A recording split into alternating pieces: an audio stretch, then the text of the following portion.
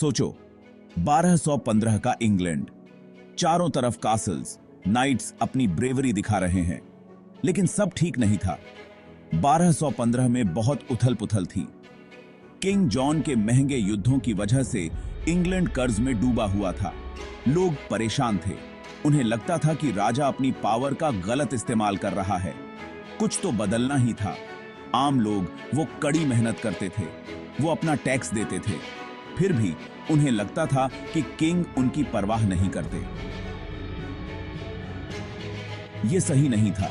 हर किसी को अपनी बात कहने का हक क्यों है ना? इंग्लैंड में उस समय यही कमी थी।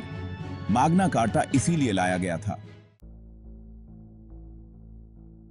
अब किंग जॉन के बारे में बात करते हैं। वो अपनी काइंडनेस या फेयरनेस के लिए नहीं जाने जाते थे।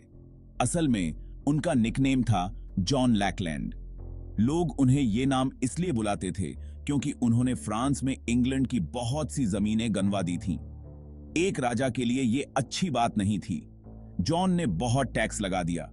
वो उस मनी का यूज अपने वॉर्स के लिए करते थे। वो वॉर्स जो ठीक से जीते भी नहीं जा रहे थे। बैरन्स, जो पावरफुल नोबल्स थे, उनसे अब बर्दाश्त नहीं हुआ। उन्होंने महसूस किया कि उनका अपमान हो रहा है। उन्होंने महसूस किया कि उनके पास कोई पावर नहीं है। उन्होंने डिसाइड किया कि वो अब किंग के खिलाफ आवाज उठाएंगे।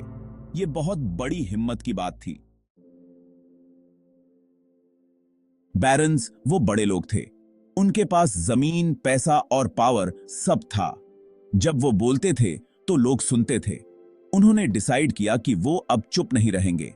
उन्होंने किंग जॉन को चैलेंज किया। सोचो उनकी ब्रेवरी का, एक किंग के खिलाफ खड़े हो गए। उन्होंने किंग जॉन को एक डॉक्यूमेंट दिया। इस डॉक्यूमेंट में उनकी डिमांड्स लिखी थीं। वो चाहते थे कि किंग उनके राइट्स का सम्मान करे। वो किंग की पावर पर पाबंदी चाहते थे। ये एक टर्निंग पॉइंट था।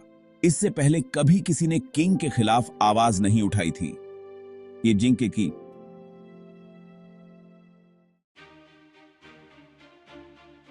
Section 4. The Magna Carta is signed. A momentous day. आखिरकार बहुत टेंशन के बाद किंग ने बैरन्स से मुलाकात की। जगह रनीमीड। यह सिर्फ एक मीटिंग नहीं थी, यह एक शोडाउन था। इंग्लैंड का फ्यूचर दांव पर लगा था। सोचो कितना प्रेशर होगा, हवा में कितनी बेचैनी होगी। 15 जून 1215 को किंग जॉन बैरन्स की डिमांड्स मान गए।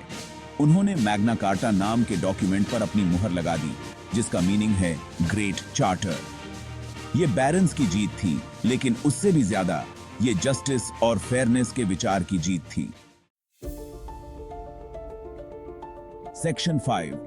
Cracking open the Magna carta. What's inside? Magna carta सिर्फ एक कागज का टुकड़ा नहीं था। इसमें रेवोल्यूशनरी आइडियाज थे।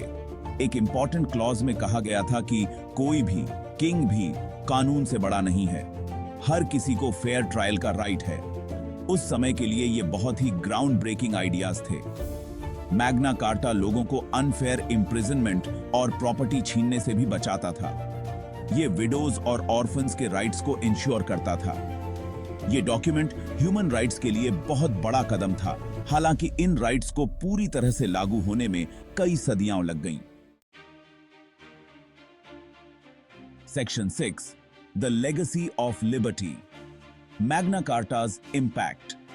मैग्ना कार्टा से इंग्लैंड की सारी प्रॉब्लम्स रातों रात मैजिकली सॉल्व नहीं हो गई, लेकिन ये रॉयल पावर की सीमाओं का एक पावरफुल सिंबल बन गया। मैग्ना कार्टा इंग्लिश लॉ का एक कॉर्नरस्टोन बन गया और फ्रीडम और जस्टिस के लिए एक उम्मीद की किरण बन गया। इसके प्रिंसिपल्स जैसे ड्यू प्रोसेस का राइट और ट्रायल बाय जूरी ने दुनिया भर में डेमोक्रेटिक गवर्नमेंट्स के डेवलपमेंट को प्रभावित किया, जिसमें यूनाइटेड स्टेट्स कॉन्स्टिट्यूशन भी शामिल है।